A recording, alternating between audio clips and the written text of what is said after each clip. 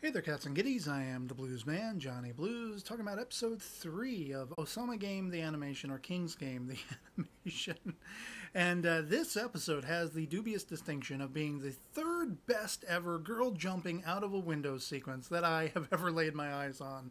The second being episode 11 of Masamune-kun's Revenge, and the first being the first all-time chick jumping out of a window, for me at least, is From Penn and Teller Get Killed. I highly recommend you check out this movie. You'll wait the entire movie. It's like one of the last scenes in the movie. But that has to be, that's the thing that stood out to me in this episode. How sick and fucking twisted this show is. What led to this girl jumping out the window. Let me just say, straight away, right out of the gate, the flashbacks are this show's strong point. Now, somebody was telling me in my episode 2 sort of rant video that the flashbacks are what are comprised of the original source material story or something like that, the manga or whatever it is. And that is so much more leaps and bounds, no pun intended, with the girl going out the window. It's so much better than the modern sort of sequel story that we're getting that's wrapped around these flashbacks, where people are just stupid and I don't know.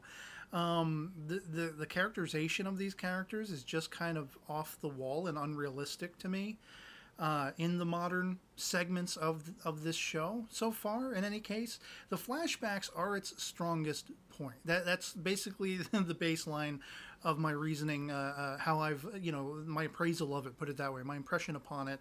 And it's, we start off where we left off with the madness of everyone beating up on Nobuaki and everything. And this cat, I didn't know his name, but they say his name in this episode, Kenta, comes along and is like incredulous and saves them and takes he and the girl that the crazy Natsuki is telling to text people to death, he takes both Nobuaki and this girl in tow, gonna bring them to the hospital. And their sort of, uncertainty about this whole scenario, questioning Nobuaki about it, is what brings about the question, what happened before? You mean this is all serious? This has all really happened before? You've survived this? Tell us about it. So he relates this story about how he and his little Marty McFly looking buddy, Naoya, there was a contest, a popularity contest held by the King's Game, saying we're going to pit Naoya up against this woman, I believe her name was Kana, and whoever gets the most votes wins the game, tentatively, and you would think then the loser will be the one to be punished in some fashion. And they immediately assume, because the other people have died thus far, his musical friend and everything, that death is always going to be the tantamount punishment.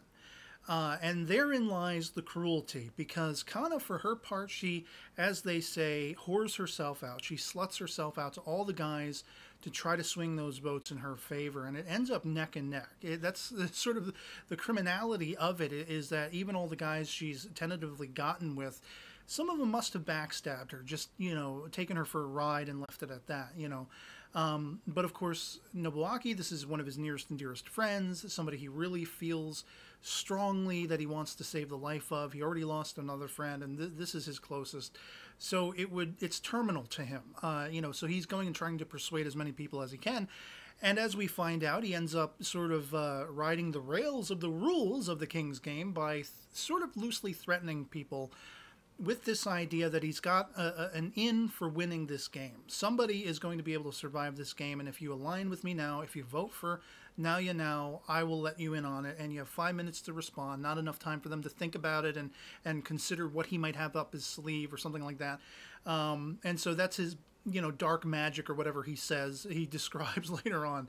But, with all that in mind, with all that said, it's still neck and neck, and it's one vote shy of Kana's taking the win. And so in reaction to that, rather than waiting for whatever punishment might be handed down, she completely, like a switch is flipped in her mind. She goes mad and she jumps out a window, like, third or fourth floor window.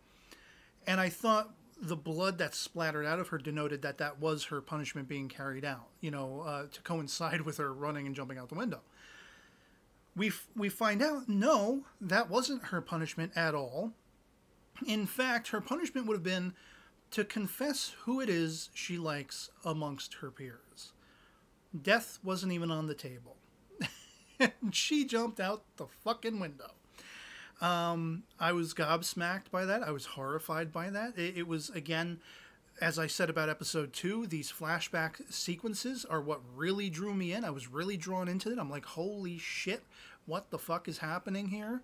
I knew she was probably going to sleep around, and I had wondered how effective that would be. And I had begun to suspect that if she were in fact the winner because of her whoring herself out, what if we were to find out that, oh, well, the winner is the one who is actually the loser? You know, if she wins, then she gets the most votes, so she's the most popular, appointed to die, something like that. Like there was going to be some kind of twist or something like that. The twist did not play out how I assumed along those lines at all, obviously, because she jumped out the window of her own accord, and her punishment had nothing to do with death at all.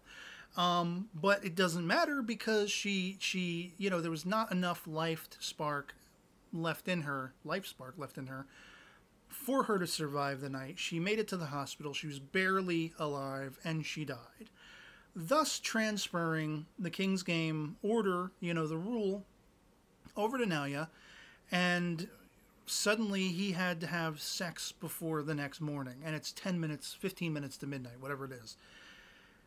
And just to, again, the criminality, the twisted nature of this, the only people there is, of course, Nobuaki and his pseudo-girlfriend, Chiemi. I don't know how intimate they've been. I don't think they have been. I think they like each other, and because of this scenario, they've gotten closer. I don't think they've consummated at that point, is what I'm saying. And so, Nobuaki's suddenly faced with this harshest dilemma. His girlfriend for his friend, put them together. It takes him knocking Naoya out and her sort of molesting him to keep him alive. And it's such a fucking mental scenario. It's so fucked up. And I was like gobsmacked again. And as soon as that whole flashback story was caught back up to the modern time with Kenta being, very reminiscent of Naoya in his support of Nobuaki and not thinking Nobuaki to blame, being the only one who doesn't blame him and everything like that. The shades of that, I'm like, oh, Kenta ain't going to last long, is he? Yeah. Unless somehow he ends up being like the king who runs the King's Game in disguise or something. But with, crazy batshit insane Natsuki who again, she was like, text to that girl, text them their deaths, kill both Kenta and Nobuaki and all this shit. It seems like she is the prime example of the evil, whatever the evil force is that is the king or something like that, an offshoot of that.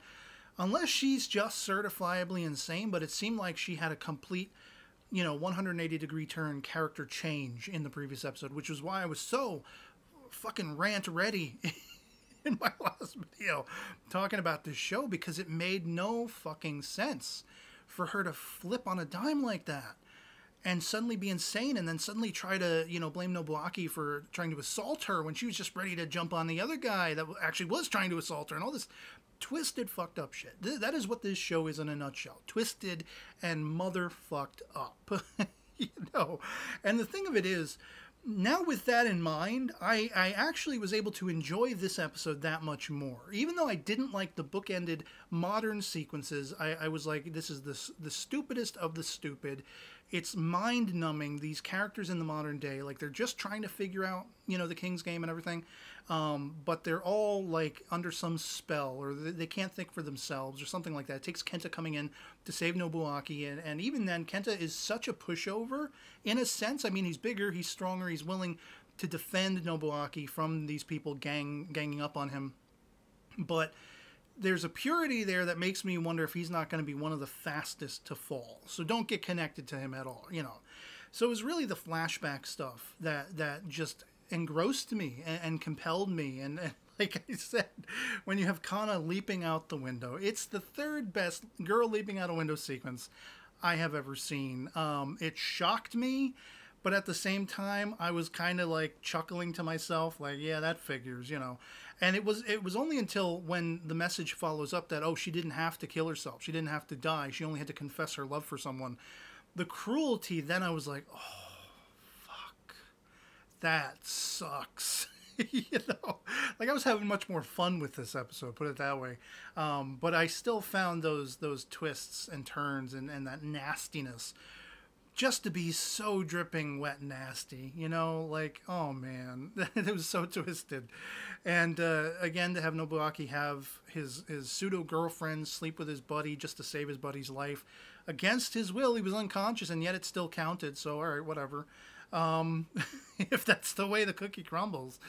But yeah, I mean, I don't know what to make of this show. All I know is the flashbacks, the origin story, are the better parts of it, as far as I'm concerned. And I don't know how invested I am with the new crowd of characters.